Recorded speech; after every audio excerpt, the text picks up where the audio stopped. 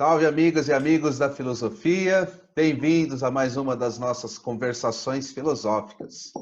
Hoje eu vou conversar com o Gabriel Tupinambá.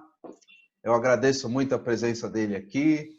Eu queria já pedir para ele fazer uma breve apresentação para quem não é da área, né? Para quem não conhece ele ainda, para nosso público é amplo, né? Tem gente de todas as áreas aqui que assistem o canal. E bom dia, então, Gabriel, tudo bem?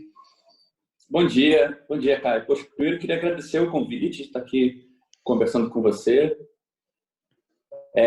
Bem, minha expectativa é realmente que ninguém faça a menor ideia do que eu faço, então acho que eu posso realmente começar dando só um panorama, assim, né? Ótimo. Eu sou psicanalista e, na verdade, as minhas linhas de pesquisa elas são um pouco divididas, assim. Eu tenho uma pesquisa na universidade e eu tenho uma pesquisa que não está muito atrelada à academia. Hoje eu faço pós-doutorado no FRJ em filosofia e o meu projeto lá é uma tentativa de reconstrução da filosofia do Alain Badiou, mas uma reconstrução meio crítica, assim, que faça uma distinção entre maneiras dele apresentar o projeto dele que eram muito faziam sentido mais para a França dos anos 70, 80 e tal, e o que realmente assim é essencial sobre esse projeto, porque é uma filosofia que não teve ainda muita recepção no Brasil, e eu acho que parte disso é culpa do modo dele de escrever e de se apresentar. Então, estou trabalhando isso lá. Mas, por mais que isso seja conectado com outros interesses meus de pesquisa, eu tenho, digamos assim, um outro galho de preocupações, assim, um outro caminho que eu desenvolvi fora da universidade, porque está muito mais ligado à minha militância política, à minha prática como psicanalista, e isso nunca se refletiu muito diretamente na minha inserção acadêmica, que são questões que ligam organização coletiva, questões subjetivas, uma espécie de teoria da organização vista assim, da perspectiva da militância, das dificuldades de trabalhar na militância no Brasil, particularmente. Então, envolve assim um lado de pesquisa sobre capitalismo no Brasil, capitalismo periférico, um lado de teoria da organização e quais são os conceitos que a gente tem, técnicas para se organizar e tal. E uma terceira coisa que é a influência da psicanálise nisso tudo, né? Isso é uma linha de pesquisa que eu desenvolvo com muitos amigos e colegas, principalmente em torno desse coletivo chamado Círculo de Estudos da Ideia e da Ideologia, que é um coletivo autônomo que tem foco em questões dessa ordem, né? Uhum. Até depois, então, quanto a esse círculo aí, se você puder deixar aí com a gente uma referência, né, para quem quiser conhecer. Claro. E deixa eu te fazer uma pergunta, então, sobre como é que você vê essa relação no Brasil entre a prática psicanalítica, a universidade e a militância, porque me parece que você transita nos três campos e não são todos os psicanalistas que fazem esse trânsito, nem com a militância e nem com a academia. Muitos deles têm sua prática clínica, fazem o curso, mas não continuam, né, a pesquisa acadêmica. E você falou que, inclusive, na sua perspectiva, né, são duas coisas distintas, mas que você, de certa forma, está nos dois campos, né? É engraçado isso, porque a psicanálise se propõe, assim, né? Quando eu falo psicanálise, estou falando de uma coisa muito específica, que é a psicanálise lacaniana, que eu sou dessa formação. A psicanálise lacaniana ela é engraçada, porque ela é extremamente intelectual, né? Você abre um seminário do Lacan, coisa de referência à filosofia, à ciência, não sei o que, é enorme. Mas, ao mesmo tempo, tem uma relação muito desconfiada com a universidade. o que cria uma espécie de paradoxo. Se você for olhar a inserção da psicanálise no Brasil, lacaniana, né, você vai ver que, por um lado, sempre foi um pouco autônomo, o processo de criar as escolas, de criar um fórum de debate de psicanálise meio separado da universidade, a ideia de que a pesquisa em psicanálise é diferente da pesquisa acadêmica. Mas se você for olhar hoje em dia, quase todo mundo que está nessas escolas está fazendo mestrado em teoria psicanalítica. Então, e boa parte dos analistas são professores de teoria psicanalítica, em curso de psicologia, etc. E tal. Então, tem uma integração, mas na fala dos analistas você vai ver uma certa distinção.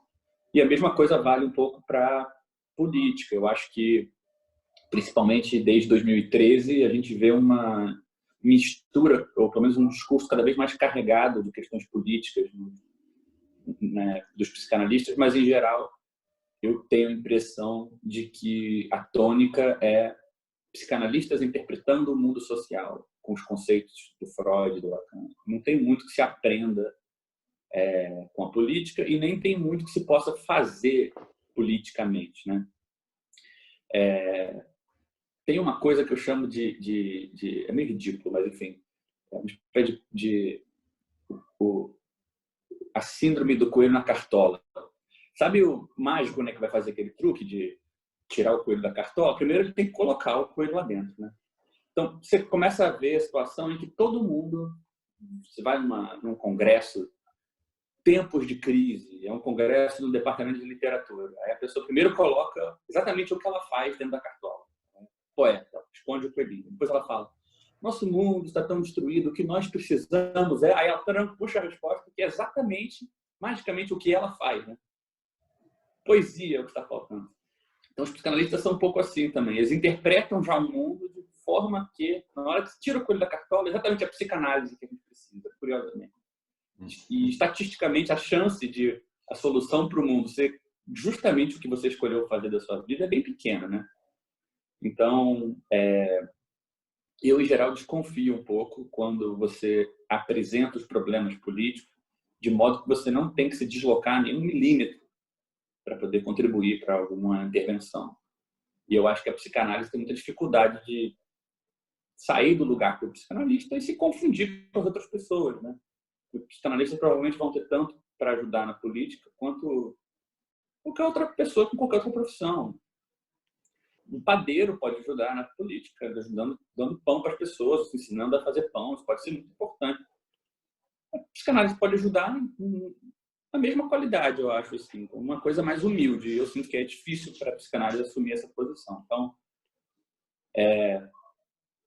eu acho que há muita interlocução entre psicanálise, política, psicanálise e academia, mas eu acho que ela se dá em outros termos do que os termos que me interessam. Assim. Eu acho que não é tanto assim por essa fagocitação da política pela psicanálise, como se a psicanálise pudesse entender tudo que está acontecendo, vamos explicar o fascismo pelo problema da perversão no Freud, sabe? Eu não me interesso muito assim por isso. Uhum. E uma crítica que costumeiramente se faz à psicanálise é a questão muito centrada no indivíduo e também pela prática ser uma prática elitista e que exige o setting psicanalítico.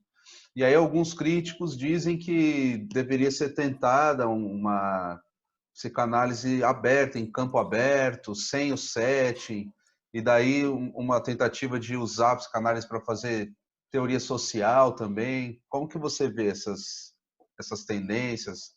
Pois é, assim, eu sou da opinião que vale tudo. Prefiro que testem tudo e a gente vê o saldo depois, do que dizer que categoricamente ninguém deveria tentar.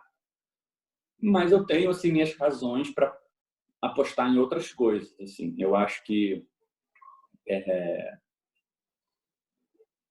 engraçado isso, porque quando a gente descobre os limites de um campo e descobre que outra coisa mais importante naquele momento, às vezes é meio difícil você só baixar a cabeça e falar: então isso aqui é o que dá para fazer. Dá vontade de expandir, de se mostrar a altura das outras coisas, e nem sempre dá. E eu acho que, assim, tem um certo aspecto em que é verdade. A psicanálise, ela trata as pessoas uma a uma. Eu sei explicar o princípio do funcionamento da psicanálise num setting a dois, né? O divã e o analista. Eu sei mais ou menos por que isso faz sentido. Eu não sei explicar, eu não consigo ver como se preserva diretamente essa eficácia, necessariamente em outros formatos mais flexíveis. Assim. Por isso que eu tenho interesse em ver o que acontece com a clínica pública de psicanálise, o que o pessoal faz na vida litoral em São Paulo. Pelo Brasil todo tem tido muitos grupos de psicanálise de rua e tal, coisas muito interessantes. Mas eu acho que a gente ainda vai descobrir o que funciona e o que não funciona. Porque um problema comum é esse, você aceita fazer pelos outros coisas que você não aceitaria que fizessem com você, isso que me preocupa. Por exemplo, a psicanálise entrou hoje, ela tem uma relação forte com o sistema público de saúde, ela integra, o psicanalista integra equipes de atendimento, de acolhimento de saúde mental, coisas assim pelo Brasil. E é legal que haja um subsídio do Estado que permita uma análise, um tratamento para pessoas que não teriam acesso. Por outro lado, essas pessoas não têm acesso, dessa maneira, a um tratamento igual ao dos analistas que estão ali atendendo ela. Esse analista continua fazendo sua análise no consultório particular, fazendo sua formação numa escola para poder virar analista. E a pessoa que tem o atendimento que ele está oferecendo ali não tem essas opções todas, né? Então, por um lado, é legal. Por outro, é preciso tomar cuidado para não perder de vista que você está alterando alguma coisa que pode diminuir a eficácia ou é uma espécie de compromisso, né? Uma psicanálise para todos talvez fosse uma psicanálise individual para todos, ou seja, todo mundo teria acesso. E tem outras maneiras de você buscar isso, eu acho. Então, assim, eu fico um pouco com o pé atrás quando essas transformações da psicanálise têm um benefício secundário de fazer a psicanálise parecer mais à altura dos desafios contemporâneos do que talvez ela seja capaz. Tudo bem a gente não ser o umbigo do universo, né? E terem outras frentes de luta, outras práticas políticas mais importantes que a nossa. Talvez o que a gente possa fazer é mais enfim, ordinário mesmo, né? Eu acho que tem muitas coisas interessantes acontecendo, mas eu tenho um pouco essa impressão de que a psicanálise ela prefere às vezes comprometer até o princípio da sua eficácia para não perder o lugar de uma prática central para a subjetividade contemporânea e tal. E eu acho que tem outras maneiras da gente criticar ou rever um pouco esse tipo de crítica, né? Que a psicanálise é uma prática burguesa, porque ela é elitista por um lado, por outro ela é individual. Eu acho que o indivíduo, no sentido burguês, de uma coisa atômica, que se basta, não tem muito lugar na psicanálise. Então, o fato dela tomar as pessoas uma a uma e ouvir as pessoas separadamente não é suficiente para dizer que ela tem uma conivência com esse individualismo. Por outro lado, ela tem, sim, uma base econômica absolutamente assimétrica. Mas eu não acho que as pessoas falariam... assim, não acho que é especial sobre a prática da psicanálise. Eu acho que é só o fato de que ela é como qualquer outra prática, sem nenhuma atenção à sua base econômica, à sua dinâmica econômica, a tendência é que ela se elitize se ela não fizer nada para contrariar isso, né? Mas eu acho que tem outras estratégias mais interessantes para permitir maior acesso à psicanálise do que simplesmente analistas que têm tempo e dinheiro suficiente vão gastar um tempo gratuitamente na praça, porque continua sendo o tipo de retorno absolutamente dependente do tempo livre e da condição financeira dos analistas, né? Para você estar na praça atendendo as pessoas e ouvindo gratuitamente, você tem que ter esse tempo, né? Então, para mim, não é contraditório com o elitismo, pode ser derivado dele. Então, talvez tenha outras maneiras mais profundas de rever isso, não sei. Entendo. E deixa eu te fazer uma outra pergunta. Você disse que recusa um pouco essas formas de análise da conjuntura política a partir de conceitos como de perversão, de uma maneira assim pronta, né? A aplicação de um conceito. E como é que você vê uma possibilidade de utilização da teoria psicanalítica para explicar problemas concretos como esse nosso, né? Da política que vem se arrastando aí num passado bem recente, né? Estou falando, claro, da, todas essas questões aí, né, que a gente está observando no nosso país. Isso tudo que está aí, né? Isso. Justo. Não, olha só para não... Assim, eu fui super influenciado por autores que fizeram esse passo de aproveitar a psicanálise como um quadro para discutir ideologia, né? Como o Zizek, como o Christian Dunker, como o Vladimir Safatli, Maria Rita Keu. Esse pessoal todo me influenciou muito e eu não recuso o que eles fazem, pelo contrário, eu sou totalmente dependente disso. O que eu tenho cada vez mais achado é que a psicanálise ela passa pelo mesmo problema que a gente passa com qualquer experimento científico. Mas que não acho que a psicanálise é uma ciência, mas eu acho que tem essa similaridade. Quando você faz um experimento, tipo o Galileu fez aquele experimento mental de imaginar, né, duas coisas caindo da Torre de Pisa lá, né? Todo mundo acha que realmente ele fez o experimento, mas na prática, se você faz esse experimento, ele não funciona. Porque se você jogar duas coisas de cima da Torre de Pisa, não é só a relação entre a massa e a gravidade, a aceleração da gravidade, que vai provar que as duas coisas caem ao mesmo tempo. Porque tem a inércia, tem o ar batendo na superfície. Então, tem outras variáveis que vão interferir e vão distorcer esse resultado. Quer dizer que a hipótese do Galileu estava errada? De que o peso não vai entrar nessa equação? Estava certa. Mas se você faz na prática, onde você não pode isolar todas as variáveis, você não consegue ver isso acontecendo. Demorou 300 anos para criar um tubo de vácuo grande o suficiente para soltar duas coisas e mostrar que era verdade. A gente sabia no experimento mental, porque o experimento mental ele só tem aquelas variáveis. E a clínica é uma coisa meio assim, ela deixa de fora do mundo uma penca de coisa para ouvir a fala sobre associação livre. Essa fala sobre associação livre, onde esses conceitos todos se aplicam, a gente não encontra em mais nenhum lugar. Em nenhum lugar fora do consultório a gente encontra essa fala a vácuo, vamos falar assim. Então, o grande problema que tem é você generalizar uma coisa de um espaço artificial para o todo. Para você generalizar, você tem que reincluir várias variáveis que você tirou da mesa, né? Então, assim, quanto mais eu comecei a me preocupar com isso, e minha pesquisa passa muito por isso, sobre as condições materiais para que a clínica funcione, mas eu percebi que tem muitas variáveis que ficam lá de fora do consultório.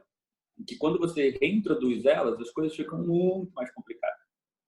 Então, assim, eu não acho que é fácil generalizar ideias da clínica para todos os indivíduos ou para a sociedade, porque tem muitas etapas para chegar numa coisa nova. Quer dizer que não dá para fazer? Talvez dê. Mas eu acho que 99% das vezes a psicanálise ela é como se fosse assim, um jogo muito sofisticado que a gente pode usar a nossa própria conta e risco em outros lugares. Mas não quer dizer que a gente está aplicando psicanaliticamente, né? É só, sei lá, uma metáfora boa.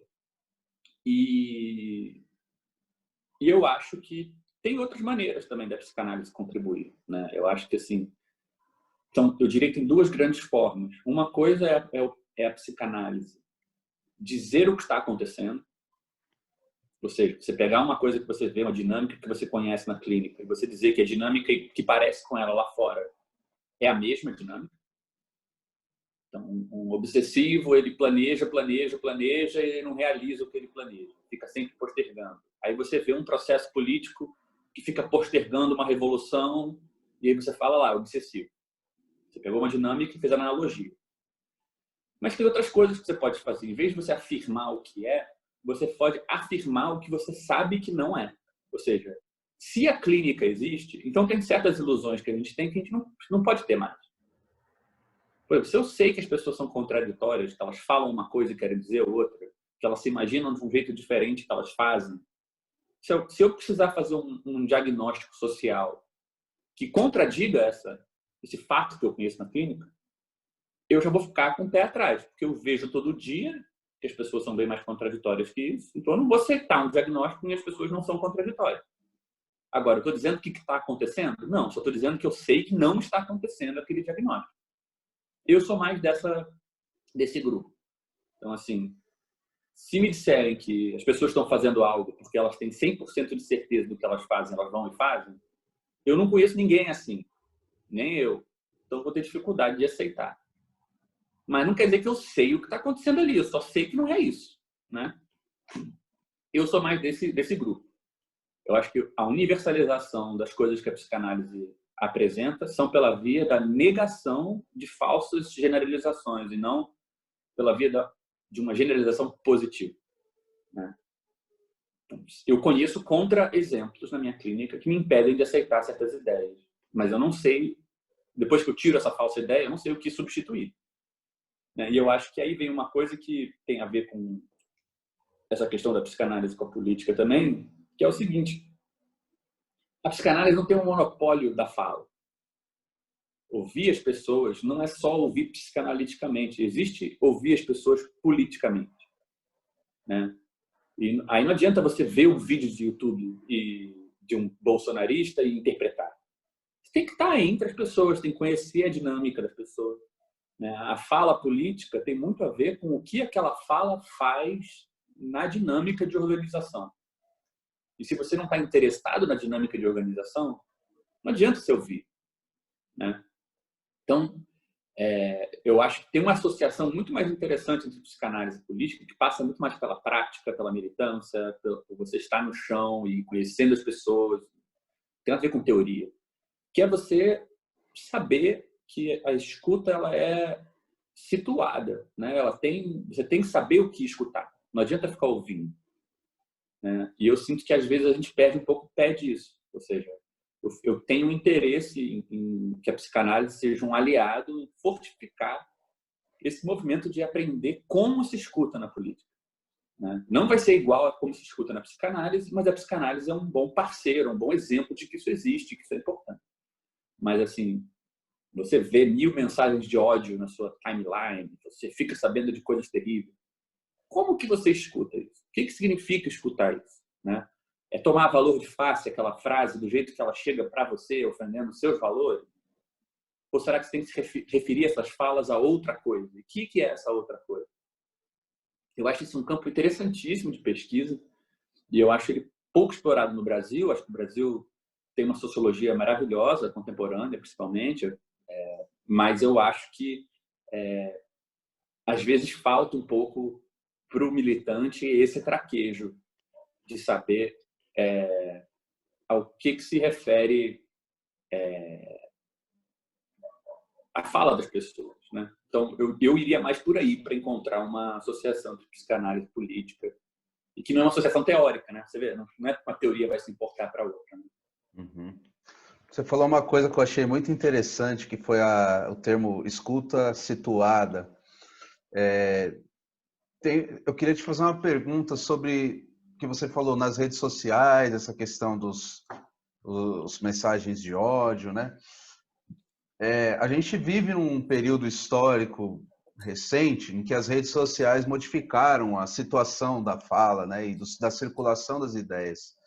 Como é que você vê assim os efeitos até de organização social e também psíquicos, né, dessa nova condição que nos é colocada, em que você tem uma facilidade de lidar com pessoas de qualquer região do planeta em tempo real e também um arquivo imenso de informações de diversas áreas do conhecimento, em línguas, filmes e tudo. Isso acelerou, né, completamente a nossa relação e também nossa forma de lidar com a gente mesmo, né? A gente tem a nuvem, né? Você escreve um texto, deixa lá, e no avião, no aeroporto, você pode pegar e mexer. E parece que a gente está num processo de constituição de si muito diferente por conta disso tudo. Como é que você vê esses efeitos das redes sociais, inclusive na esfera política também? Assim, eu vou te falar, assim, eu tô cada vez mais com a impressão de que um dos grandes problemas da rede social é a ideia de que ela é uma rede. Porque eu acho que só porque a gente, né, tipo assim, você anda na rua com outras pessoas, se eu falar que você está na rua social, tipo, você está com todas as pessoas interligadas, você vai ter o pé atrás, porque não é bem assim. Só porque vocês compartilham uma infraestrutura não quer dizer que está todo mundo no mesmo lugar, né? Eu acho que a rede social tem uma arquitetura, tem um espaço urbano mais complexo do que estamos todos ligados. Por que isso é importante? Porque eu acho que isso colocaria um pé atrás na hora de supor que se algo desse espaço interrompe a sua vida, se impõe para você, chega até você e você não sabe o que é, talvez você devesse ter o mesmo cuidado, a mesma prudência na hora de interpretar quanto você tem na rua, quando você escuta um pessoal brigando, você não sabe o que é, né? Então, assim, por que eu estou falando isso? Primeiro, porque eu acho que a rede social as redes sociais são um espaço muito mais complexo, muito mais assim singularizado para cada um do que parece, ou para cada grupo, sei lá. Então, por exemplo, na clínica eu vejo que as pessoas têm relações, a maneira como a rede social participa da constituição daquela pessoa, de como ela se entende, varia muito, muito. Assim, eu não seria capaz de dizer uma teoria geral do papel que isso tem na vida das pessoas, eu acho que varia loucamente. E eu acho que, em termos políticos, essa coisa da escuta situada, a rede social é um bom exemplo disso, sabe? Porque, enfim, primeiro ponto é que eu acho que existe uma diferença muito grande entre, assim, para começar pelo que você mencionou, né? Hoje em dia a internet, ela permite essa espécie de superinflação da informação. Você, na verdade, basicamente tudo que você quiser saber, você manda no Google e você encontra informação a respeito, e você joga informação na rede, você recebe informação o tempo todo. Mas informação não é conhecimento, né? Informação, vamos falar assim, é como se tivesse o nome das ruas. Você tem um mapa do Rio de Janeiro, você tem o nome das ruas todas. Você pode ir para qualquer lugar, mas você quer ir para qualquer lugar? Você sabe o que tem naquele lugar? Você vai chegar lá e vai fazer o que com isso?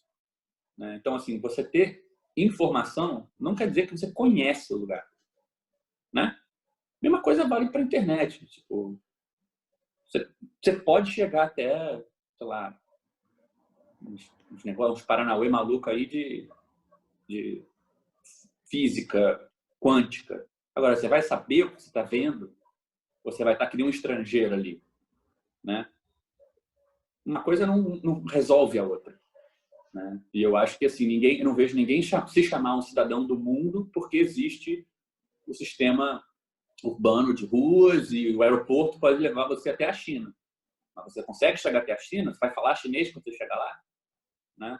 Eu acho que o conhecimento continua tão mal distribuído como sempre. A informação e o mapa desse espaço informacional é mais acessível, de fato. Mas saber chegar nos lugares, saber o que fazer com os lugares, continua tão inacessível quanto antes. E por que isso é relevante? Porque eu acho que a passagem da informação para o conhecimento, e isso vale para as pessoas, não só para conhecimento no sentido de teorias e informação mesmo nesse sentido, né? Mas sobre o que quer dizer o que você lê na internet quando outras pessoas escrevem, né? Informação, eu gosto muito das definições de informação que tornam, assim, o conceito só é relevante em oposição ao conceito de ruído, né? Se você não souber o que é um padrão e o que é só um ruído, você não consegue saber o que é informação e o que é o pano de fundo, vamos falar assim, né? Você está escutando, por exemplo, uma barulheira lá fora, de repente você escuta uma buzina de carro, bam, bam, bam, super ritmada. Ela é mais ritmada do que a cacofonia da cidade. Aí você sabe que ela é alguém chamando alguém, porque ela é ritmada. Ela tem um padrão que você só consegue reconhecer contra o pano de fundo da cacofonia, né? O que isso quer dizer? Para saber o que é informação relevante e o que não é, você precisa conhecer o sistema que emite aquela informação, vamos falar assim. Porque é em relação àquele sistema que você vai saber se uma coisa é ruído ou é sinal. E o sistema de onde a informação nas redes sociais é emitido não está na rede social, né? Ele está fora da internet. Então, uma pessoa que passa o dia num certo espaço social, chega em casa e sai falando merda na internet é diferente da pessoa que está vivendo outra vida e chega na internet e fala a mesma merda. Do ponto de vista da internet, a gente vai colocar os dois no mesmo grupo, pessoas que falam merda na internet. Mas o que é sinal relevante para um não é sinal relevante no caso do outro, porque os sistemas sociais de fundo são diferentes. Então, o que eu estou querendo dizer com isso? Que eu acho que a realidade brasileira é muito fragmentada.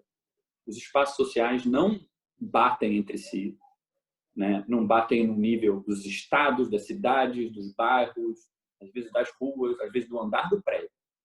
Então, a ideia de que na rede social tudo isso aparece homogeneizado, se Zezinho que falou, Luizinho que falou, tanto faz, eu acho que é algo que a gente tem que tomar muito cuidado, porque você vai entender melhor o que aquilo significa à luz de uma coisa que não está disponível necessariamente na internet. Ou se está disponível de maneira muito mais elusiva, né?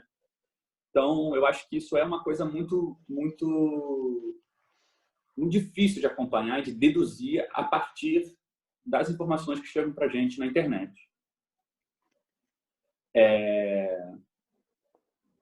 Então, eu tendo a achar que essa ideia de escutar, ela tem que, a gente falou, situar, né? Situar, nesse caso, situar a internet não é descrever a bolha online, é situar um certo fragmento do espaço virtual em relação a um espaço social que produz aquele descontentamento, aquele tipo de mensagem, né? Eu acho que isso muda muito da maneira como a gente interpreta o que a gente recebe na internet e também obriga a gente a pôr o pé no chão e aceitar que às vezes a gente não tem condição de interpretar. Falta material para saber, né? O que você acha do discurso do pessoal que fala tal coisa? Bem, se eu não sei nem um pouco sobre a realidade que vem junto com esse discurso, a chance de eu ser capaz de situar esse discurso nessa realidade é zero. E eu não vou poder ter uma opinião, de fato, sobre o assunto, né? Então, eu penso um pouco assim, por isso que eu sou um pouco cuidadoso com o tipo de coisa que eu falo sobre a internet. Assim. Eu sinto que, na maior parte do tempo, eu não tenho muita condição de ter uma opinião, simplesmente. Mas, se por um lado a internet prolonga toda essa heterogeneidade que já existe na sociedade, por outro lado, ela também cria outros espaços de construção, né, por exemplo, a questão política mesmo, né?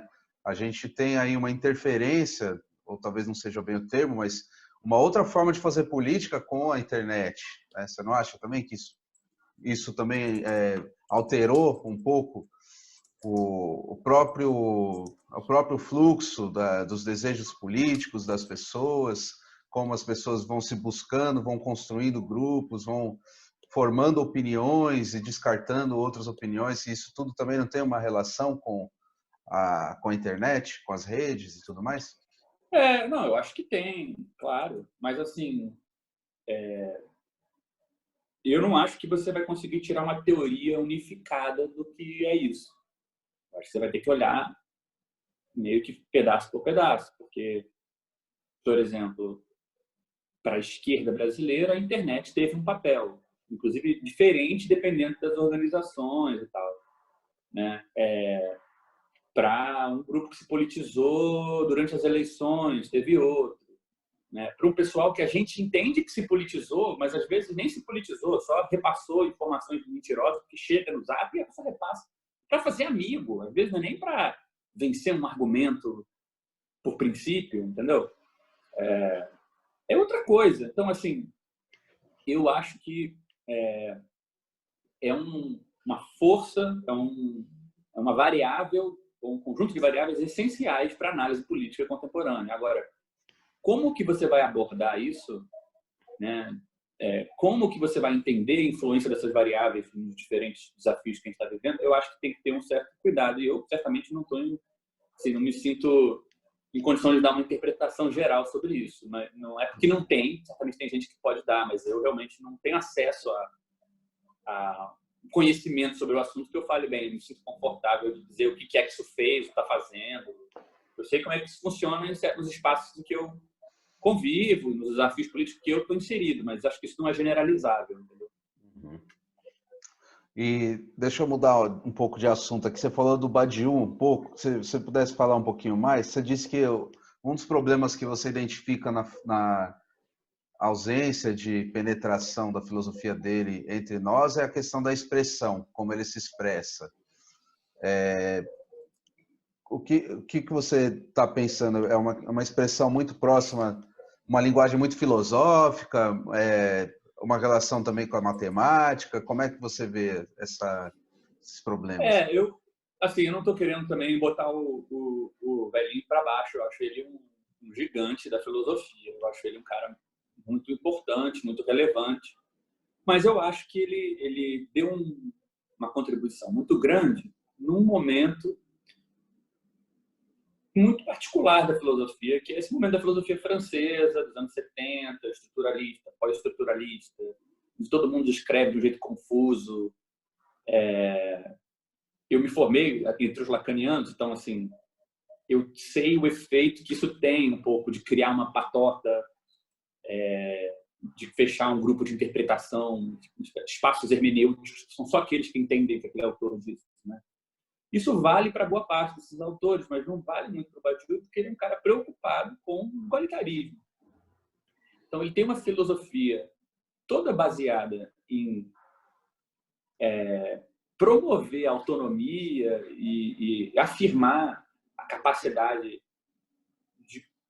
dos mais variados projetos, dos mais variadas áreas de pensar por si próprio, independente da filosofia, mas isso é escrito e apresentado num jargão e numa retórica e tal, muito determinada por uma época em que essa maneira de falar fecha uma patota. Então você tem uma contradição, uma filosofia que afirma o igualitarismo, que se coloca numa posição muito humilde em relação aos outros campos, ou seja, a filosofia do Badiou não tem absolutamente nada a oferecer para a política, para a arte, para a ciência, para as práticas amorosas e tal. Pelo contrário, ela se coloca vindo depois disso, um dispositivo para você escutar o que os outros fizeram e depois se perguntar como é que eu compatibilizo isso tudo, né? Então, ela dá prioridade para outros campos que não a filosofia. Ela se coloca numa posição que eu considero bastante humilde, de dizer, vamos ver o que está acontecendo, e aí a gente conceitua depois. Mas isso é escrito num contexto em que defender isso tinha que ser defendido em relação aos outros filósofos, defendido em relação a um campo, inclusive político e artístico, que se expressava de uma maneira super truncada. E eu acho que isso está na filosofia dele, essa maneira de fazer, e cria a impressão, muitas vezes, de que o projeto dele é outra coisa. Então, conseguir retirar um pouco essa camada, ou esse aspecto estilístico, encontrar um pouco mais assim dessas proposições mais centrais, eu acho que é uma coisa que ajudaria a tornar mais claro para que serve esse negócio todo, né? Eu acho que a matemática atrapalha, no sentido de que todo mundo tem medo de matemática nas ciências humanas e mesmo na filosofia. O pessoal gosta de fazer filosofia da matemática, ou seja, falar o que a matemática é para ser. Mas ninguém quer conhecer a matemática da sua época, saber o que os matemáticos estão fazendo, aprender a acompanhar um processo de pensamento matemático. E o Badiou não diz o que a matemática é e resolveu e vai embora. Ele tem interesse em... Do mesmo jeito que a gente cita poesia, né?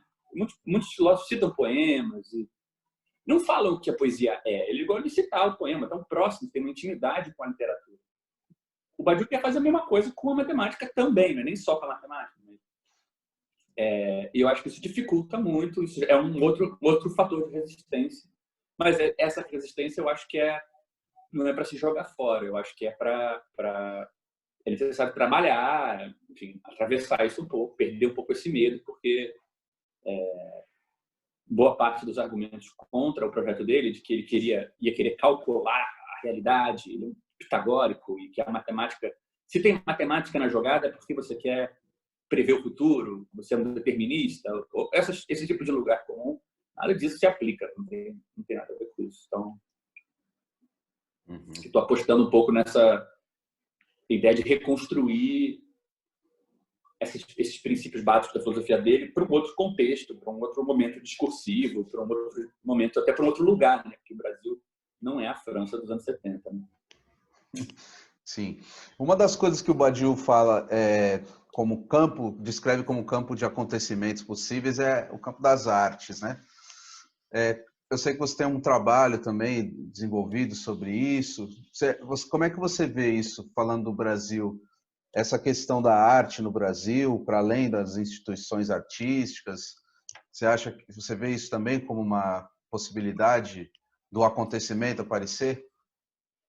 Então, cara, eu acho que assim, esse negócio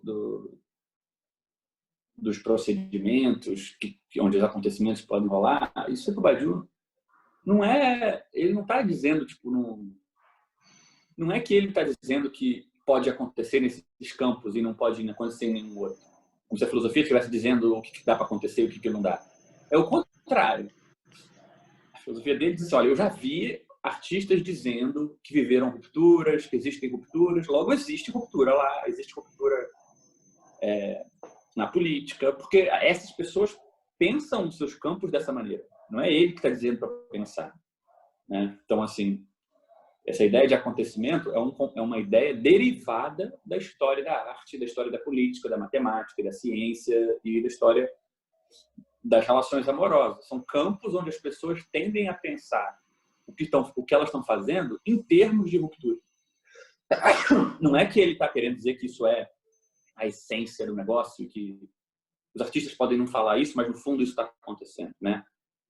As periodizações da história da arte não precisaram esperar o Badiou para acontecer, né? As ideias de manifesto artístico não precisaram esperar o Badiou.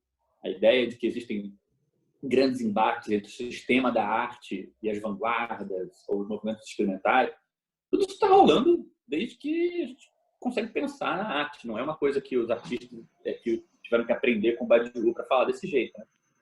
Então, assim, eu acho que é bem legal fazer essa inversão para perceber que não é tanto que ele está dizendo que tem prescrevendo como é que as coisas têm que ser, né? É mais que ele está vindo depois. Então, assim, para ser compatível com isso, a gente teria que inverter a pergunta um pouco também e se perguntar o que está rolando na arte hoje em dia. Qual é a relação que os artistas estabelecem com o sistema mais institucional de arte, com a crítica de arte? Como é que as novidades na arte estão aparecendo hoje no Brasil? Né? E isso aí, certamente, quem está mais em condição de falar são os artistas e não eu. Né? Eu tenho interesse em ficar próximo o suficiente do pensamento artístico brasileiro contemporâneo para poder ver e entender um pouco se isso tem a ver com o que acontece na política, em outros campos e tal. Mas eu não acho que dá para dar uma teoria geral desse negócio. A gente volta na questão de uma escuta situada que vai ouvir, e no caso da arte também ver, que é uma coisa muito mais complexa que só ouvir, mas que vai, assim, participar do que os artistas estão fazendo à luz dos processos específicos que a arte está vivendo, né? Em vez da gente dizer a arte, no fundo, serve para tal coisa. E aí a gente já coloca para escanteio processos artísticos que a gente não consegue encaixar nessa caixinha tão fácil. Né? Então, eu acho que, enfim, fez por muito tempo parte da história da arte, né? E da maneira que os artistas se pensaram, essa ideia de estar começando um novo movimento, nós não somos mais a tradição. E também eu escuto muito e acompanho os artistas dizendo que cada vez está mais difícil saber o que é, digamos, um processo de transgressão de uma tradição e o que é essa própria tradição. Então, eu diria que talvez a gente esteja, inclusive, num momento especial, porque vai ter que se inventar, está se inventando, muito provavelmente, um novo jeito de transgredir, porque a oposição entre transgredir e seguir a tradição, né, está muito difícil de saber o limite de uma coisa e outra. A arte, muitas vezes, é politizada porque isso faz ela vender.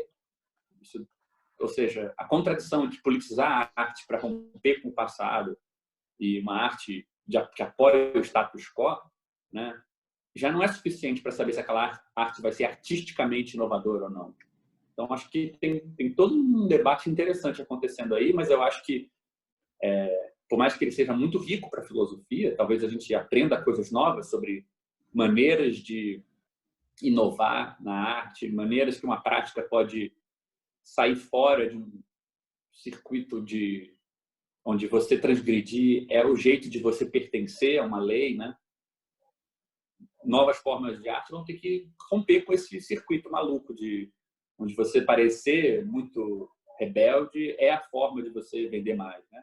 Mas Eu acho que a gente vai aprender com isso. Vai ser um desafio aí que está na mesa, mas eu não acho que a filosofia tem muito a dizer sobre o que fazer para resolver isso, não. Vou fazer uma última pergunta só, sobre essa questão mais recente, nossa condição, né? Com a pandemia e as questões políticas também. Parece que, de um certo ponto de vista, fazer o isolamento tem se tornado uma forma de transgressão também, quase, né? Você não vê isso também? Assim, eu quero dizer, as coisas se transformam de uma tal maneira, né, que no contexto brasileiro, como a política tem sido feita, com esse governo que a gente tem, né, uma prática que é quase um consenso entre cientistas e governos de outros lugares, aqui acaba se tornando algo objeto de uma politização, né? Então, houve uma politização da pandemia aqui entre nós. Então, ficar em casa passa a ser uma coisa contra, parece que você é contra o governo, contra... Como é que você tem visto a questão da pandemia e da Olha, situação cara, atual? é foda isso, porque eu acho que não dá para entender isso que você chamou de politização da pandemia, do isolamento social, sem considerar uma outra coisa que eu entendo que o Brasil viveu, como muitos outros lugares viveram também na última década, que eu acho que foi não a politização da cultura, como as pessoas falam, né, das guerras culturais e tal, mas uma culturalização da política. Ou seja, você interpretar politicamente o que você faz contribui para o seu lugar social. Então, assim, politizar deixa de ser uma maneira de você passar do seu lugar social para um movimento político e, pelo contrário, você participar de um movimento político ajuda você a manter o seu lugar social. E eu acho que isso vale para a esquerda e para a direita, não vale só para a direita, né? Não é só a direita que se politizou, não é só uma classe média que se politizou para não perder seus privilégios. Eu acho que a esquerda também tem uma coisa parecida, onde a gente politiza certos problemas e não para resolver uma situação mais sistêmica no Brasil, mas porque se a gente está politizado, então a gente é diferente daquelas pessoas com as quais a gente não quer se confundir. Então, eu acho que tem uma dimensão de distinção social muito forte na politização. Por que eu estou falando isso? Porque eu acho que há um desejo, mas há uma tendência, não sei, poder sedutor, de saber que você está do lado certo da história. E eu acho que a pandemia, o isolamento social, dão de lambuja isso, né? Como se você acreditar que a Terra é esférica, você acreditar na crise climática, você levar a sério o isolamento social, tudo isso já fosse um grande ato político que você fez, você já está fazendo a sua parte, você já se politizou, né? Agora, se você pergunta pelas consequências políticas disso, não tem nenhuma em si, né? Você pode sim ter movimentos, como está rolando no Brasil, que atrelam as posições do Bolsonaro a um processo de impeachment, querem derrubar o cara. Isso é pegar a pandemia e politizar de fato, porque você está preocupado com os efeitos políticos daquilo. Mas eu acho que boa parte da politização da pandemia não é para buscar efeitos políticos, é para buscar efeitos subjetivos. Ou seja, em vez de você ficar em casa e se justificar por condição social, por possibilidade de fazer isso em relação ao seu trabalho, porque você tem uma rede de família e de apoio que permite que você faça isso, você some com essa distinção de classe, que às vezes para uma pessoa de esquerda é difícil aguentar, que ela tenha esse nível de privilégio, e politiza o que você está fazendo como se você, ao fazer isso, estivesse do lado dos mais fracos. Então, você vê, aquilo que ia obrigar você a lidar com o fato de que você pode fazer isso porque você é diferente dos mais fracos, por mais que você apoie abstratamente, vira uma defesa concreta dos mais fracos, automaticamente, né? E eu acho que esse movimento de deslocamento de uma justificativa mais dura de aceitar, é importante fazer isso, mas você faria, independente de se você está com isso apoiando os pobres e não sei o quê, e, portanto, mostraria o seu lugar de classe, por exemplo, isso é deslocado por uma justificativa política, onde não é que você é diferente dos outros. Você está com o lado certo da história, você está fechando com as pessoas corretas e contra as pessoas erradas. E eu acho que isso enfim, nada de errado com isso, acontece, mas era bom a gente... Eu faço isso, eu penso assim também, mas eu acho que era bom a gente saber o que a gente está fazendo, para não confundir os efeitos subjetivos de uma politização com os efeitos políticos, né? Desse mesmo processo. E os efeitos políticos são minúsculos por si só, né? São efeitos importantes para a saúde, efeitos importantes para outras coisas, mas assim, eu teria um pouco de dificuldade de chamar isso de política. E eu acho que o primeiro passo para a gente redescobrir o que é político, o que é um efeito político, o que a gente pode fazer politicamente, é a gente primeiro entender o que a gente não pode fazer, né? Essa impotência de caraca, estou aqui, mas não estou fazendo nada. Tem que ter um lugar para a gente viver isso, sem tanta vergonha. Porque é assim que ué, fazer o quê? Né? E aí, depois que a gente aceita isso, a gente vê o que a gente pode fazer. Mas tem esse psicanalista inglês que fala uma coisa que eu gosto muito. Ele fala assim, o maior impedimento para a revolução é que a gente, na fantasia, já se considera revolucionário. Eu acho muito bom isso. A ideia de que porque você já, na sua fantasia, inclui um aspecto político, você nunca se engaja na política. E pior, se você se engajar, você ainda vai perder essa fantasia. Porque na política mesmo, nas organizações e tal, você se sente muito menor. Você sente que você faz muito menos do que o que você imaginava que estava fazendo, porque você postou na internet, porque você falou não sei o quê, porque você defendeu não sei quem no bar. Entendeu? Então, eu acho que assim, é muito duro o processo de parar de fantasiar com política. Eu acho que a gente perde muito subjetivamente com isso, e a vida no Brasil já anda muito dura. Então, eu tenho total solidariedade por quem faz isso, eu incluso. Certamente tem uma grande dose de imaginação da minha parte sobre o valor político do que eu faço. Mas eu acho que é bom dosar, porque quanto mais a gente consegue experimentar a impotência de não fazer nada, mais espaço a gente cria para também se animar quando a gente consegue fazer alguma coisa de verdade, né? E tá cheio de gente fazendo coisa de verdade. Então, não é para diminuir, acho que nem deslegitimar esse processo todo, mas eu acho que é bom a gente entender ele pelo que ele me parece ser, assim, que é uma coisa menos eficaz politicamente e mais de outra ordem, não sei. Não sei se é uma resposta muito deprê demais. Mas é bom ouvir essas coisas também, né? Eu acho que não pode ser também... tem que falar o que as coisas são mesmo, né? E, bom, Gabriel, eu gostei muito da conversa. Se você quiser dizer mais alguma última coisa aí para a gente encerrar o papo. Não, cara, queria só te agradecer, cara, por querer bater esse papo. Realmente é muito legal. Assim, me ajudou também a esclarecer algumas coisas na minha cabeça. E estamos aí. A hora que você quiser papear, só falar.